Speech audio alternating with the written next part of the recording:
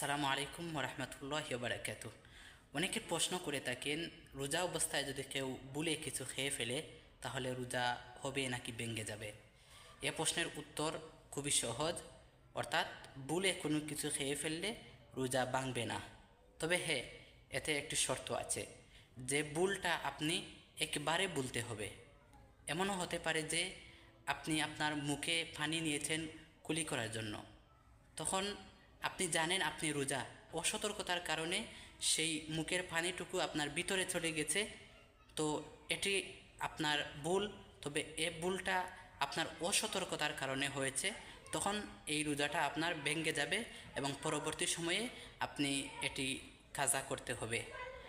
আর যদি আপনি রোজা একবারে ভুলে গিয়েছেন, মনে করেন আপনি রোজার কথা একবারে বলে গিয়ে কোনো কিছু খেয়ে ফেলেছেন, তখন আপনার রোজা হবে, এটা ভাঙবে না। তবে হ্যাঁ, যখনই আপনার স্মরণ হবে আপনি রোজা, তখনই যদি কোনো কিছু খাবার থাকেন তা সাথে সাথে তা থেকে বিরত হবেন।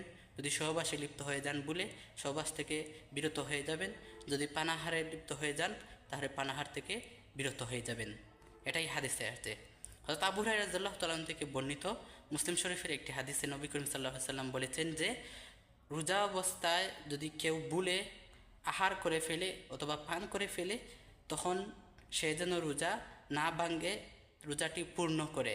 কারণ সে যা খেয়েছে তা আল্লাহই তাকে খাওয়াইয়েছেন।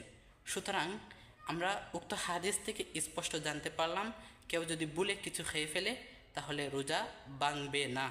তবে হ্যাঁ, যদি অসতর্কতার কারণে কেউ কিছু খেয়ে ফেলে তখন রোজা ভেঙে যাবে এবং তাকে পরবর্তীতে তা আদায় করতে হবে। তো আশা করি আমরা সকলে বিষয়টি বুঝতে পারছি এবং নিয়মিত এরকম ইসলামিক ভিডিও পেতে সাবস্ক্রাইব করে আমাদের সাথেই থাকবেন। ধন্যবাদ। আসসালামু আলাইকুম ওয়া রাহমাতুল্লাহ।